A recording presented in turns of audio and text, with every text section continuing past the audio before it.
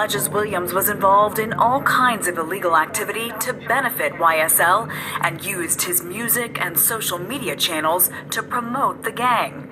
And while he didn't pull the trigger, Williams is accused of renting the car used in a drive-by that killed a man outside a barbershop on McDaniel Street in January 2015. A magistrate judge says because Williams has already been indicted, she could not set bond. Alleges that Williams is one of the leaders of Young Slime Life and used his fame to promote the organization. My number one focus is targeting gangs, and there's a reason for that.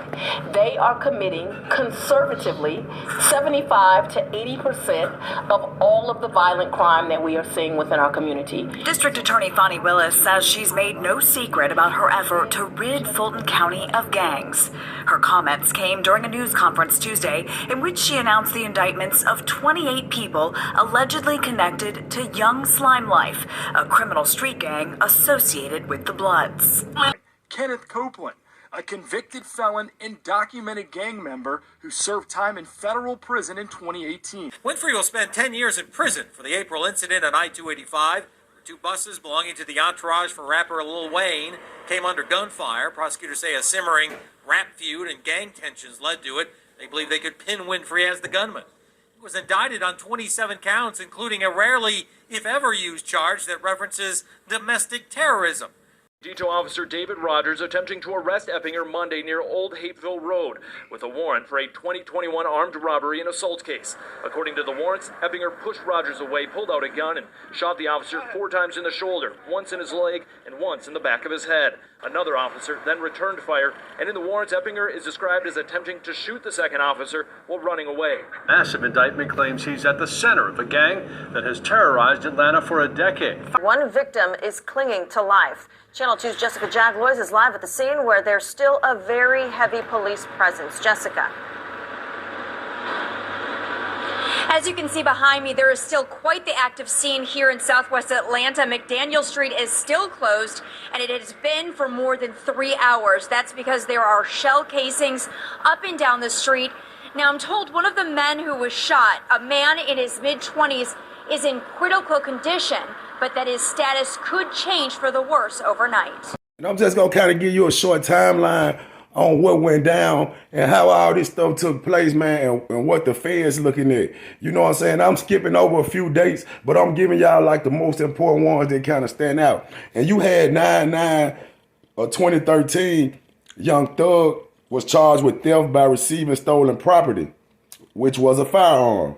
You know what I'm saying? It was a lady had a firearm or whatever. I don't know if she went and purchased it for Thug and he got caught with it or what. But that was like the start of the troubles for Young Thug, which some other members had already been catching charges and stuff like that. But the feds and the police and stuff hadn't connected that YSL was a gang yet because their money hadn't got up yet. You know what I'm saying?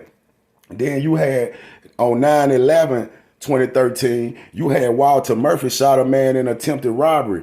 You know what I'm saying? He was caught also with possession of a felon with a firearm. So these charges go way back. This 2013, this 9/11, Thug charge was 9/9. Then you skip up some, which I'm skipping over some things now. But on 4/20 or 2014, they was using the lyrics where Thug mentioned his homie Tick robbing a female while he hit, and the lyrics was saying Young Thug gonna be hitting the John and Tick gonna come rob him when he finished. So the incriminating evidence where people trying to say like they using the lyrics and stuff like that, Young Thug now really kind of handed it to him in the eyes of the law. You know what I'm saying? We know he can fight and stuff like that, but when you look at this, man, the breakdown of how the police put this, man, they coming at Thug. Then after that, you had in 9/27, 2014, they had a picture of a member holding an AK with a red bandana tied around his face. See, they using stuff like this. So this just letting you know, man, they just been watching Young Thug. They been watching their clique. People already been snitching outside of this guy, Kenneth Copeland. Lil Woody, it's other snitches, man. It's other people been snitching. These people been causing harm to their snitching. It's people in these neighborhoods where these folks doing this dirty that's calling the police every day that you don't know about. It's people that go down to the station, like, remember New Jack City, anybody remember that? The old man, how he was going to the station, doing different stuff. It's some people that's living in the community that don't like these things. So you gotta be aware, know what I'm saying? You gotta know what's going on. But then now, I'ma jump up to this, where they had Young Thug using lyrics on January the 3rd of 2015, we ain't going back and forth.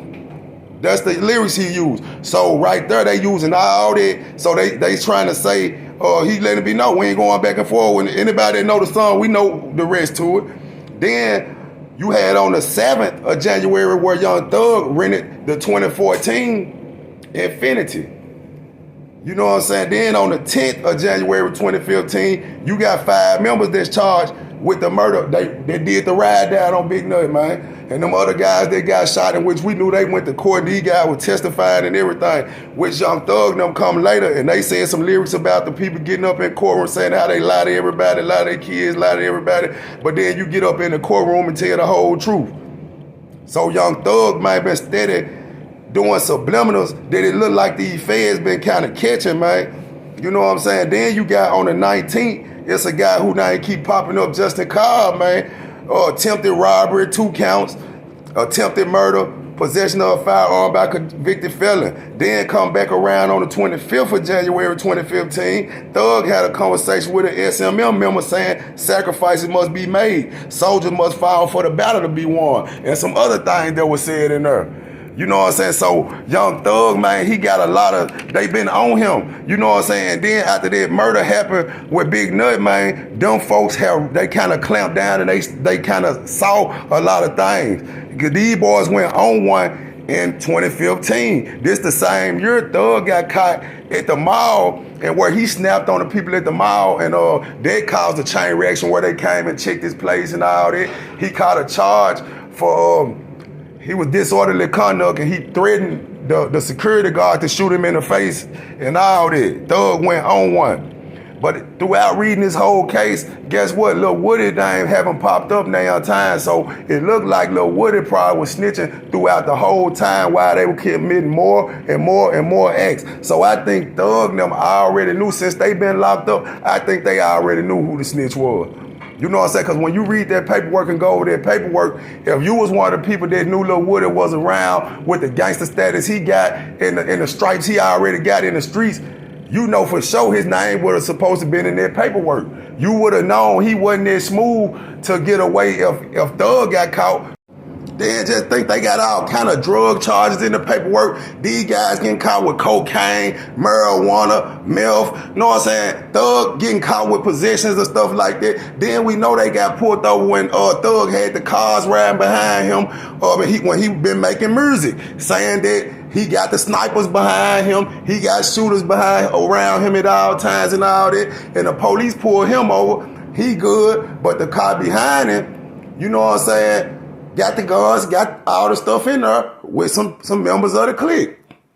So, man, you gotta look at it, man. You gotta pay attention and see that, man, these cliques, these big gangs, man, y'all gonna eat for a minute. True enough, it's gonna look good. Y'all gonna have some good memories, man, but it's gonna stop there, because the more and more you bring violence into, man, your organization or whatever operation you doing, you know what I'm saying? The violence is always what messes it up. Everybody you affiliated with is felons, committing crimes. Everything they doing, they not living a lifestyle to show, you know what I'm saying, that they living as a regular civilian, man. It's like they living under the law. So that's y'all whole aura that y'all creating in order to make money. We understand that. But at the end of the day, man, when people are committing these crimes for real and doing all this stuff for real, people involved with you are actually physically going out here and doing this stuff and getting caught. Man, you can't go talking about it's the lyrics that they can't use the lyrics, this and that, because you put it in their face. And then if you did something today and rap about it tomorrow, man, that's obvious. So, man, we just got to wake up and use our head, man. Don't fall off being silly, man, ignorant, and following the wave where everybody else following, because everybody headed for destruction. You know what I'm saying? The big crowd, man, is destruction, man. I look at these guys, King Von, man, these guys that was at the top, Jada Young doing his thing, and these guys got knocked off. I just think Young Thug got caught up in the theatrics, man, the light, that power, that money he had, man. I think that got to his head, man. I think, you know what I'm saying, it killed his brand, you know what I'm saying? See, he didn't realize it was time to kind of disassociate himself from certain things, man. When them guys went to catching all them charges, man, and you turned it into, if these folks telling the truth about having you on a wiretap talking to them SML members, man, talking about all their business on the phone, about how you trying to take over the city and different stuff like that, then you don't know who told these people about these different conversations. So at the end of the day, man, we got to stay focused, man, and trust in yourself. Believe in you, man, because everybody who get on and start riding with these big entourages, these cliques, trying to promote this gangster life, man, it don't end well.